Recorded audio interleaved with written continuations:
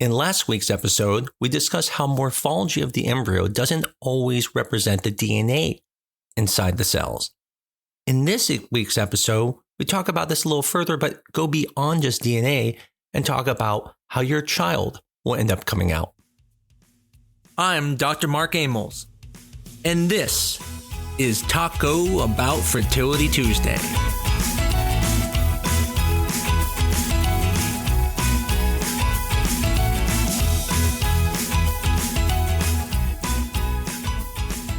So this week, we're going to build on last week's episode about how morphology of the embryo doesn't represent the DNA. As we talked about in that episode, the embryo could be your worst embryo, but it could actually be your most successful embryo because the DNA is normal. Whereas some of your best quality embryos might have the worst quality DNA in it, resulting in not having a pregnancy. But the common question I get asked all the time is, if my embryo is low grade, even if the DNA is normal and can lead to a pregnancy, does that mean my baby is not going to be as good? Matter of fact, this question comes up a lot with sperm. And so if many of you have heard my analogy, when you think of sperm, the DNA in the sperm is what makes the baby. The sperm itself is just a vector. It's what gets the DNA to the egg. Now, the sperm could not look good and the DNA in it could be perfect. Now, when it comes to reality, I mean, only the best sperm are going to make it to the egg anyways, because they're the only ones that can swim there. But when you have severe sperm problems, obviously sometimes you have to pick sperm that maybe would have never made it all the way to the egg, and you have to fertilize an egg with it because that's all you have. And so one of the questions that comes up then is my baby going to come out looking abnormal? Will my baby not be the next Einstein? How will it affect my baby? And so in that situation, it actually doesn't affect the baby at all. And I always liken it to a pizza delivery guy.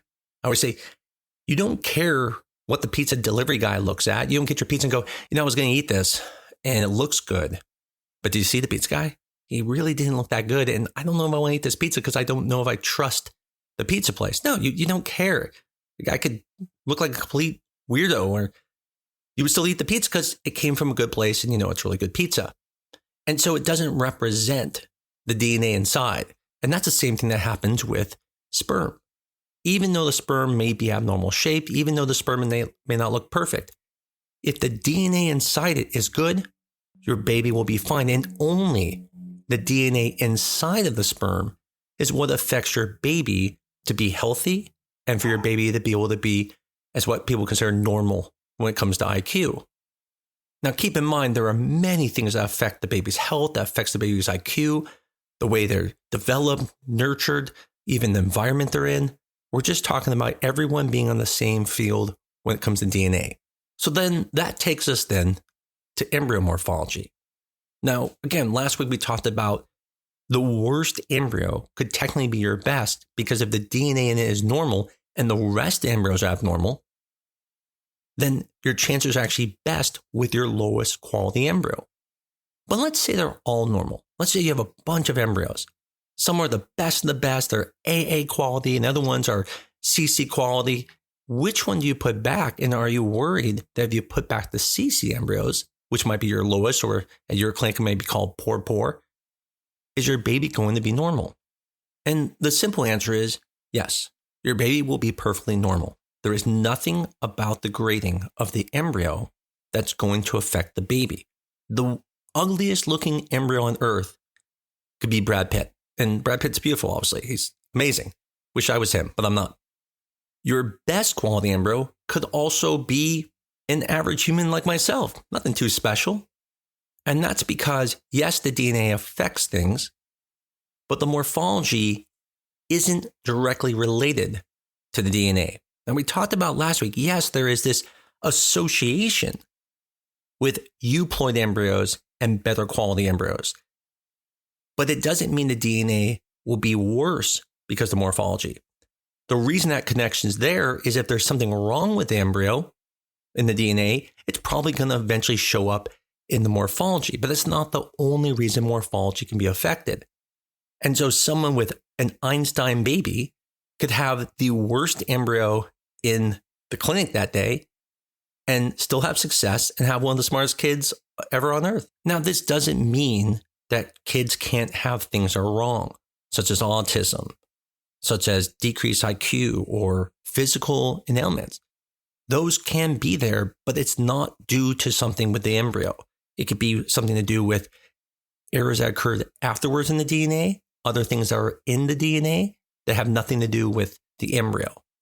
The most important part here is don't be worried if your embryo isn't the perfect embryo. Perfect embryos don't make perfect babies. Perfect embryos might have higher implantation rates, but they do not make better babies. And that's kind of a weird thing to accept because we usually think of something as if it's better, it will result in a better thing. But in this situation, the morphology is just representing its ability to implant.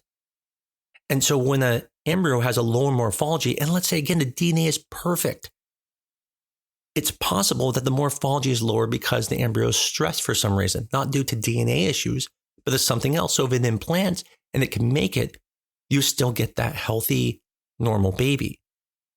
And just like that, if you don't test embryos, you can have the perfect embryo, an AA, beautiful embryo, and you can end up having a baby who is not as healthy and might have IQ issues, and it has nothing to do with the embryo. It's just how it turned out because of DNA issues that maybe they didn't recognize because they didn't do testing, or just due to environmental things, or just abilities. Now, in no way am I saying that you should do PGTA testing to make sure you have the best embryo when it comes to IQ, because again, all the testing for PGTA is doing is making sure the DNA is normal for a live birth. It does not look at things like IQ, just like the embryo morphology doesn't. But the benefit of a PGTA test is it lets you know which are the best embryos, so you're not picking the AA embryos when they may be aneuploid, meaning abnormal, but you're picking the euploid embryos. So in summary, couple points here.